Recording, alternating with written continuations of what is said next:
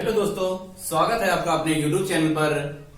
तो दोस्तों आज बात करेंगे क्लास 10 में फिजिक्स के लेसन 1 की बात। तो कल आपने देखा कि यहाँ पर प्रकाश और प्रकाश परावर्तन के नियम, प्रतिबिंब कितने प्रकार के होते हैं, वास्तविक और आभासी यानी कि रियल इमेज और वर्चुअल इमेज के बारे में। तो आज हम वीडियो शुरू करते हैं अपना गोलीय दर्पण क्या होते हैं, गोलीय दर्पण क्या होते हैं और कितने प्रकार के होते हैं।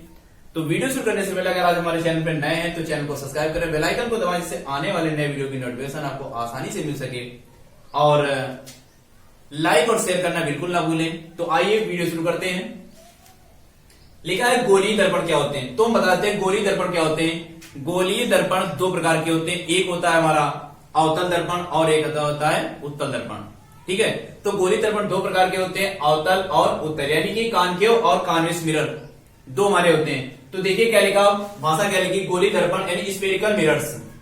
गोलीय दर्पण कांच के खोखले गोले का काटा हुआ भाग होता है जिसके एक तल पर पारे की कलई तथा लाल ऑक्साइड का पेंट होता है तथा दूसरा तल परावर्तक तल होता है, गोलीय दर्पण कहलाता है। ठीक है, तो गोलीय दर्पण कहलाता है। यह दो प्रकार का होता है, नंबर फर्स्ट अवतल दर्पण और उत्तल दर्पण। तो समझ लेते हैं। कह रहा गोलीय दर्पण कांच के एक खोखला गोला है, उसका जो काटा हुआ भाग होता है, काटा हुआ भाग जिसके एक तल पर क्या करते हैं, पारे की कलई करते हैं। कलई मतलब क्या होता है, किसी प्रकार का कोई पेंट लगाना, पारे की कलई या लाल ऑक्साइड का पेंट होता है, तथा दूसरा तल उसका क्या होता है, परावर्तक तल होता है। तो वो क्या होता है, गोलीय दर्पण होता है। यह दो प्रकार का होता है। नंबर फर्स्ट हमारा अवतल दर्पण। तो आइए अवतल दर्पण देखते हैं। तो अवतल दर्पण क्या होता है, अवतल दर्पण वह दर्पण होता है जिसमें परावर्तन दबे हुए तल से होता है। किससे होता है, दबे हुए से। ये बना हुआ अवतल दर्पण का फिगर। तो देखिए ये हमारा क्या हो गया, एक खोखला गोला हो गया। इससे अगर काटा हुआ भाग हमारे पास जो है, ये काटा हुआ भाग है, तो क्या करेंगे, यहां पर जो होता है इसमें होता है परावर्तन कहां होता है, दबे हुए तल से, अर्थात ये दबा हुआ तल इस पर। परावर्तन कहां होता है, इस पर होता है, यानी कलई जो लगाई जाती है ये। अब ये परावर्तक तल क्या होता है, कह रहा अर्थात गोले का भीतरी तल। तो भीतरी तल गोले का क्या होगा, ये जो काला काला आपको दिखाई दे रहा होगा, आधी सा दिखाई दे रहा मोटा मोटा, ये क्या होता है, परावर्तक तल होता है। तो इस प्रकार के तल को क्या कहते हैं, अवतल दर्पण। ये मुख्य अक्ष हो गया, ये सी यानी कि वक्रता केंद्र हो गया। ये M1 और M2 क्या दर्पण के नाम है, M1 और M2 अवतल दर्पण के नाम है। तो आइए देखते हैं, अवतल दर्पण वह दर्पण होता है जिसमें परावर्तन दबे हुए तल पर, ये इसमें क्या हो रहा है, कलई सुर्खी है, परावर्तन हो रहा है, परावर्तन किस पर हो रहा है, दबे हुए तल पर। ध्यान रखेंगे, दबे हुए तल से होता है, अर्थात गोले का भीतरी तल परावर्तक तल होता है। ये वाला अंदर का तल जो क्या होता है, ये वाला दिखाई दे रहा है आपको, देख पा रहे होंगे आप वीडियो में कि जो अंदर का भाग ये हमारा क्या है, परावर्तक तल, सॉरी परावर्तक तल क्या होता है, परावर्तक तल। तो इस प्रकार ये क्या होता है, अवतल दर्पण कहलाता है। फिर से भाषा एक बार देख लेंगे, अवतल दर्पण वह दर्पण होता है जिसमें परावर्तन दबे हुए तल से होता है, अर्थात गोले का भीतरी भाग क्या होता है, परावर्तक तल होता है, अवतल दर्पण कहलाता है। ठीक है, तो ये अवतल दर्पण हो गया। अब इसके बाद में बात करते हैं उत्तल दर्पण यानी कि कॉन्वेक्स मिरर की। तो कॉन्वेक्स मिरर क्या होता है, इसमें देखो क्या हुआ था, जो वो परावर्तन दबे हुए तल से हुआ था, इस पर क्या होगा, परावर्तन जिसका अपोजिट होगा। तो क्या हो जाए, ये दबा हुआ तल था वो क्या हो जाए, उभरा हुआ था। तो देखेंगे ये जो आप काला काला देख पा रहे हैं, ये हमारा क्या परावर्तक पृष्ठ है या परावर्तक तल इसको कहते हैं। ये अंदर की ओर जो दिखाई दे रहा है, ये अंदर की ओर पेंट किया गया, यानी कि कलई जो की गई, तो कहां पर की गई, परावर्तक तल कहां पर, परावर्तक उभरे हुए तल से होता है। तो ये उभरे हुए तल से हो गया। ये M1 और M2 हमारे क्या हो गए, नाम हो गए दर्पण के, यानी उत्तल दर्पण के नाम। ये हो गया वक्रता केंद्र और ये हमारा क्या हो गया, मुख्य अक्ष।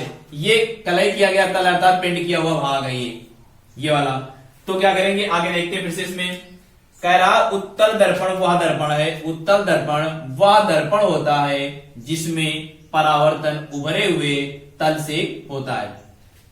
एक याद कर लें, इसमें क्या था, अवतल में दबे हुए तल से, इसमें क्या जाए, उभरे हुए तल से, अर्थात गोले का बाहरी तल परावर्तक तल होता है। तो क्या कहलाता है, उत्तल दर्पण कहलाता है। ठीक है, तो उत्तल दर्पण। अब देखते हैं यहां पर फिगर, आप ध्यान से, अगर आपको क्वेश्चन आता है परीक्षा में तो आप यहां पर क्या करेंगे, विदाउट फिगर के कोई भी डेफिनेशन नहीं लिखेंगे। आपको क्या करना, पहले फिगर बनाना है, अवतल और उत्तल दोनों के लिए। बनाने के बाद उसके बाद में इसके बारे में हम आसानी से लिख देंगे। तो आइए देखते हैं आगे के तो देखेंगे गोली दर्पण से संबंधित कुछ परिभाषाएं, गोली दर्पण के आगे है गोली दर्पण से संबंधित कुछ परिभाषाएं। तो क्या होती है गोली दर्पण, अवतल दर्पण और उत्तल दर्पण, दो तरीके के होते हैं। तो हम करेंगे क्या, देखते हैं। इसमें हमारे पास कई पार्ट होते हैं, जैसे ध्रुव, मुख्य फोकस, वक्रता त्रिज्या, और इसके बाद में आ जाता है हमारे पास वक्रता केंद्र।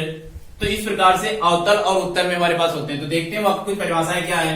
फर्स्ट नंबर लिखा है वक्रता केंद्र, यानी कि सेंटर ऑफ कर्वेचर। तो देखेंगे क्या होता है वक्रता केंद्र क्या, वक्रता केंद्र हमारा ये सी, इसे सी से प्रदर्शित करते हैं। तो वक्रता केंद्र को हम कैसे प्रदर्शित करते हैं, सी से। तो भाषा क्या होती है, उस गोले के केंद्र को, यानी कि जो गोला हमारा बनेगा उस गोले के केंद्र को जिसका कि दर्पण एक भाग है, वक्रता या दर्पण का वक्रता केंद्र कहलाता है, इसे सी से व्यक्त करते हैं। फिर से देखेंगे उस गोले के केंद्र को, मतलब ये जो हमारा दर्पण है पूरा गोला है, काटा हुआ भाग है ना, भाई गोली दर्पण में बताया इसके पहले।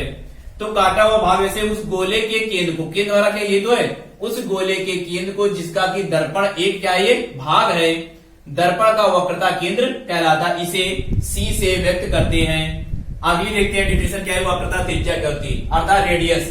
तो यहां से लेकर के यहां तक ध्रुव, यानी सी और ध्रुव तक, पी और सी के, तो कह रहे उस गोले के त्रिज्या को जिसका कि दर्पण एक भाग है, दर्पण की वक्रता त्रिज्या कहते हैं। फिर से देखिए रेडियस ऑफ कर्वेचर, यहां पर हमारे पास क्या है ये सी, यहां से यानी कि जो हमने देखा वृत्त में पढ़ा है कि वृत्त केंद्र से जो दूरी होती है, जो वृत्त खींचते हैं या सर्किल बनाते हैं, तो वो क्या होती है हमारी त्रिज्या होती है। तो देखेंगे उस गोले की त्रिज्या को, यानी इस गोले की त्रिज्या को जिसका कि दर्पण एक भाग है, दर्पण की वक्रता या दर्पण की वक्रता त्रिज्या कहते हैं। अगली हेडिंग आती है ध्रुव। तो ध्रुव हमारे पास ध्रुव क्या होता है, पी, इसे पी से व्यक्त करते हैं। तो लिखेंगे दर्पण के परावर्तक तल, ये हमारा क्या है दर्पण का परावर्तक तल, अंदर का जो भाग ये क्या होता है दर्पण का परावर्तक तल के मध्य बिंदु, अर्थात इसके बीच में जो दर्पण दिया M1 M2, इनके मध्य बिंदु बीच में मध्य बिंदु को दर्पण का ध्रुव कहते हैं, इसे कैपिटल पी से व्यक्त करते हैं। वैसे देखेंगे दर्पण के परावर्तक, दर्पण के ये परावर्तक तल, अभी इसके पहले मैंने बताया था ये परावर्तक तल अंदर का भाग। तो क्या दर्पण के परावर्तक तल के मध्य बिंदु को दर्पण का ध्रुव कहते हैं, इसे पी से व्यक्त करते हैं।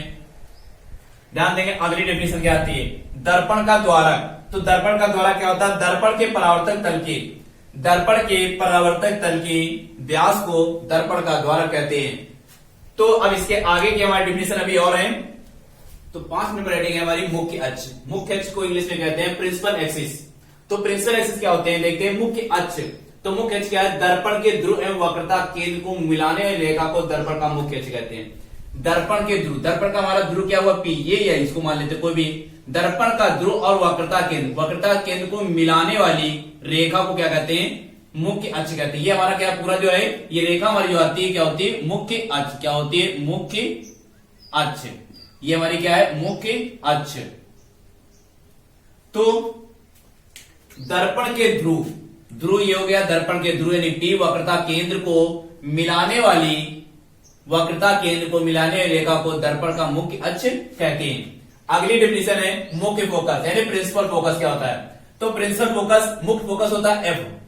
तो एफ क्या होता है, कह रहा है दर्पण के मुख्य अक्ष के समांतर, दर्पण ये हमारे क्या मुख्य अक्ष पी, सॉरी फोकस एफ। तो कह रहा है दर्पण के मुख्य अक्ष के समांतर आने वाली प्रकाश की किरणें, इसके समांतर देखो ये मुख्य अक्ष हमारा है, इसी के समांतर ये किरणें आ रही, आने वाली किरणें, प्रकाश की किरणें दर्पण से परावर्तन के पश्चात, कह रहा दर्पण से परावर्तन के पश्चात, दर्पण से परावर्तन के पश्चात ये आ रही किरणें दर्पण से परावर्तन के, जैसे परावर्तन होता है तो पश्चात क्या होता है, या तो वास्तव में मिलती है, जैसे ये पश्चात दर्पण से क्या हुआ परावर्तन हुआ तो ये वास्तव में फोकस से क्या हो रही, मिलती हुई जा रही है, मिल रही है, या तो मिलती हुई प्रतीत होती है। तो प्रतीत होने मतलब ये देखो यहाँ से आई, ये आई और यहाँ पर क्या हुआ फोकस से टकराया, तो ऐसा लग रहा है प्रतीत, कुछ आभास हो रहा है कि यहाँ पर कुछ लग रहा है कि टकराया हुआ है। तो या तो मिलती हैं या तो मिलती हुई प्रतीत होती हैं, उस बिंदु को दर्पण का क्या कहते हैं, मुख्य फोकस कहते हैं। तो ध्यान रखेंगे जब किरणें परावर्तन के पश्चात, कोई प्रकाश की किरणें आती है परावर्तन के पश्चात, जैसे ही टकराएंगी तो या तो आती हुई प्रतीत होगी या मिलती हुई प्रतीत होगी, या तो हमारे पास क्या होगा मिलती है, या तो वास्तव में मिलती है या तो मिलती हुई प्रतीत होती है। तो देखेंगे अवतल में हमारे में मिलती हुई प्रतीत हो मिल रही है और इसमें क्या होगा प्रतीत हो रहे हैं, अर्थात इसमें वास्तव में मिलती है और इसमें हमारे पास वास्तव में नहीं मिलती है। तो नेक्स्ट हेडिंग हमारी है 7 नंबर फोकस दूरी। तो फोकल लेंथ इसको कहते हैं। फोकल लेंथ क्या होता है? दर्पण के ध्रुव से, दर्पण का ध्रुव और क्या होता है? वक्रता केंद्र। दर्पण के ध्रुव से मुख्य फोकस तक की दूरी, मुख्य फोकस तक की दूरी दर्पण की क्या कहलाती है? फोकल दूरी। अर्थात यहां से यहां तक की दूरी जो होती है हमारी क्या कहलाती है? फोकस दूरी कहलाती है, अर्थात फोकल लेंथ कहते हैं। नेक्स्ट हेडिंग की बात करते हैं तो 8 नंबर है फोकस तल। तो फोकस तल क्या होता है? बहुत ही सरल है। तो आप इस तरीके से नोट बनाते रहेंगे और हेडिंग बाय हेडिंग आपको मिलता रहेगा, आप नोट्स को तैयार करते रहेंगे। तो देखो क्या कह रहा है, फोकस तल लिखा हुआ है वह तल जो मुख्य फोकस में से होकर जाता है तथा मुख्य अक्ष के लंबवत रूप में या लंब रूप में होता है, तो क्या कहते हैं? फोकस तल कहलाता है। तो इस प्रकार से फिर से देखें, वह तल जो मुख्य अक्ष के फोकस में से होकर जाता है तथा मुख्य अक्ष के लंब रूप होता है, फोकस तल कहलाता है। इस प्रकार आपके प्रकाश में जो गोली दर्पण संबंधित कोई परिभाषाएं थी वो आपकी परिभाषाएं हो गई। तो दोस्तों अगर आपको वीडियो पसंद आया तो लाइक करें और शेयर करना बिल्कुल भी ना भूलें। कमेंट करके बताएं कि आपको वीडियो कैसा लगा। जय हिंद, जय भारत।